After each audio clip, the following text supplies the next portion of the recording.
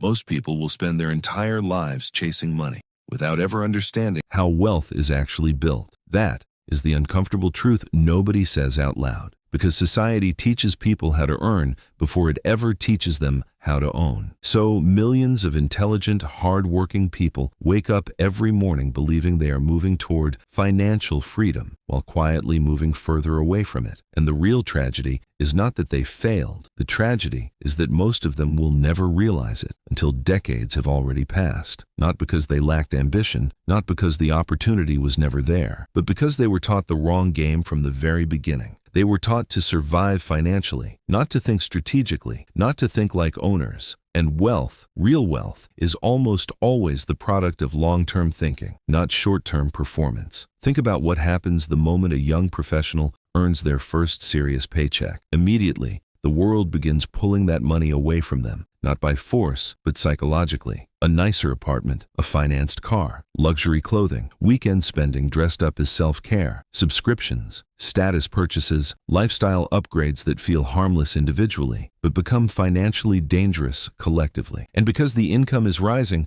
the spending feels completely justified. That is how lifestyle inflation quietly traps people. The moment earnings rise, expenses rise to meet them. And suddenly, someone earning twice what they made 5 years ago still feels financially anxious, still dependent, still unable to walk away from work on their own terms, still trapped inside the very system they believed success would free them from. Because income alone does not create wealth, ownership does. That single idea separates the financially free from the financially dependent. Most people spend money to improve the appearance of their life. Wealthy people use money to acquire assets that improve the structure of their life. That difference changes everything. One person buys liabilities that consume cash every month. Another buys assets that generate cash every month. One spends to impress. The other invests to build future freedom. And over long enough periods of time, those quiet, consistent decisions create radically different lives.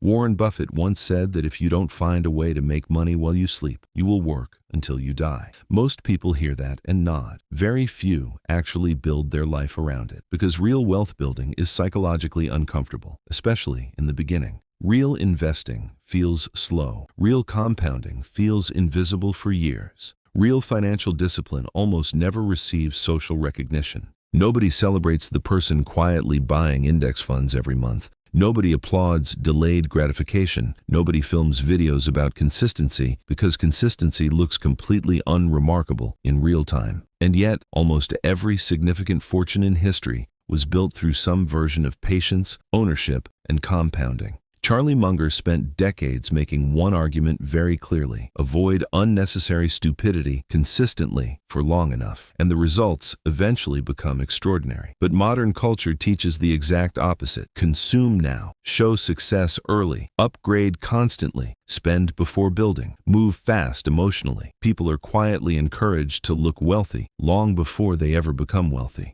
And that gap between the image of success and the reality underneath is where financial lives quietly collapse. A luxury car can project the appearance of success while hiding genuine fragility. An expensive lifestyle can disguise a complete absence of ownership. Someone earning an impressive salary can still be one lost paycheck away from crisis if nothing has been built beneath the surface. That is not wealth. That is dependency dressed in expensive clothing. Real wealth is quieter than most people imagine. It often looks completely ordinary from the outside. The wealthy person is not always the loudest one in the room. Sometimes it is the person living deliberately below their means while acquiring assets consistently for 15 years. Sometimes it is the business owner nobody is watching, the investor compounding capital quietly while everyone else is competing for attention. Because wealth is not about appearance, it is about leverage. Leverage is one of the most important ideas in financial intelligence, and one of the least understood. At its core, leverage means building systems where your effort continues producing results long after the initial work is done.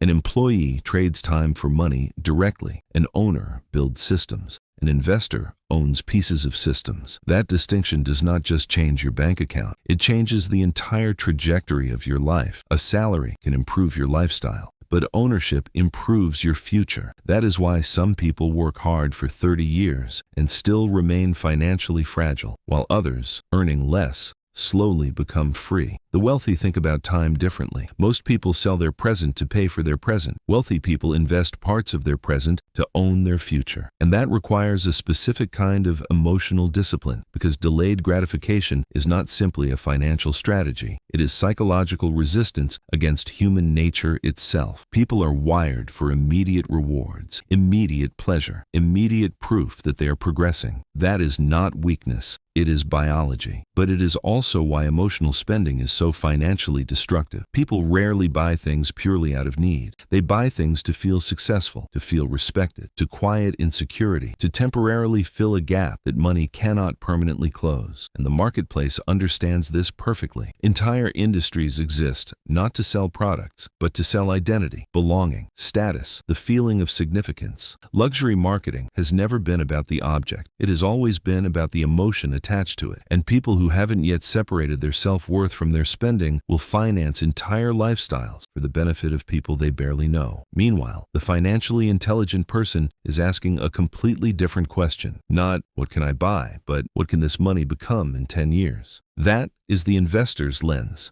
A consumer sees money as a tool for immediate comfort. An investor sees money as a seed, and seeds require patience and protection before they become trees. That patience is exactly where most people quit, because compounding is deceptive. In the early years, the progress looks almost disappointing. A few $100s invested monthly doesn't feel like it's changing anything. A small business started on evenings and weekends doesn't feel like it's going anywhere. Financial skills being built quietly over years have no visible trophy attached. But time changes the equation entirely. Compounding rewards consistency far more than intensity. And this is where most people fundamentally misunderstand how wealth is actually created. They believe it arrives in dramatic moments. One brilliant investment, one business breakthrough, one stroke of fortune. But durable wealth is almost always built slowly. Wealth that survives and grows, intelligent decisions through repeated, made across long stretches of time, without interruption.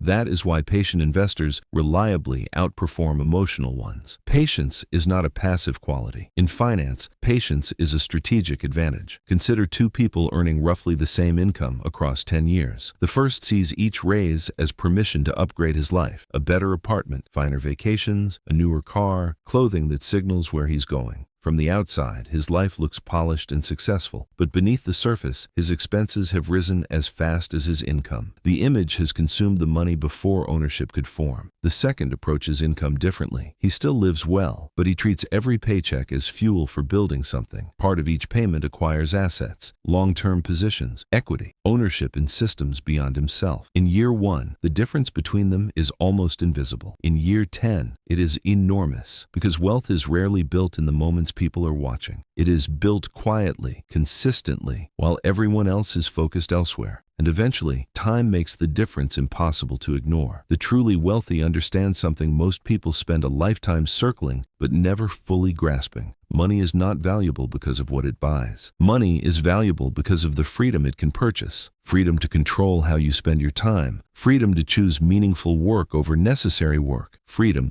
to absorb uncertainty without desperation. Freedom to make decisions from a position of clarity rather than pressure. That is the real destination, not status, not the applause of strangers, not a performance of success for an audience that isn't watching as closely as we imagine. Financial independence is not about escaping work entirely. It is about eliminating forced dependency, creating enough ownership beneath your life that losing one income source doesn't cause everything else to collapse. And reaching that destination requires a level of thinking most people avoid, because it demands patience in a world that punishes it socially. Long-term thinking is genuinely difficult in a culture engineered for immediacy. But nearly every respected investor across modern history understood one thing clearly: used wisely, time is the most powerful financial asset in existence. Warren Buffett built the overwhelming majority of his wealth after the age of 50, not because he became more intelligent, not because he suddenly had access to opportunities he didn't before, but because compounding had been given enough time to become a force that no short-term strategy could replicate. Time is the hidden architecture behind great wealth, and most people interrupt it before it ever has the chance to work. They cash out too early, spend too aggressively, chase what is trendy, trending, or simply abandon consistency because the early years feel invisible and slow. But wealth was never designed to happen quickly. The oak tree and the mushroom do not grow at the same pace. One appears overnight and disappears just as fast. The other roots itself slowly, almost invisibly, and then stands for generations. Real wealth behaves like the oak, quiet for years, slow in the beginning, and then undeniable. Perhaps that is why most people never become wealthy. Not because the path is hidden, not because the principles are complicated, but because they underestimate the value of patience. They overestimate the importance of appearances, and they spend too much of their lives consuming instead of owning. The people who eventually become financially free are rarely the loudest in the room. They are the ones quietly building leverage while everyone else reacts to short-term noise. The ones willing to think in decades while others think in weekends. The ones who understand that wealth is not built by looking successful. It is built by becoming someone that financial pressure can no longer easily control. And once that understanding truly settles in, money stops being about status. It becomes about freedom. The freedom to think clearly. The freedom to live with intention. The freedom to build patiently toward something real. To own your future. The freedom instead of renting it from the next paycheck. If you want to go deeper into how the wealthy quietly use ownership, compounding, and long-term thinking to build financial freedom while others stay trapped chasing income, watch the next video now and subscribe to The Equity Mind for deeper conversations about ownership, investing, financial psychology, and the long game of building real wealth. Build deliberately. The Equity Mind. Think long.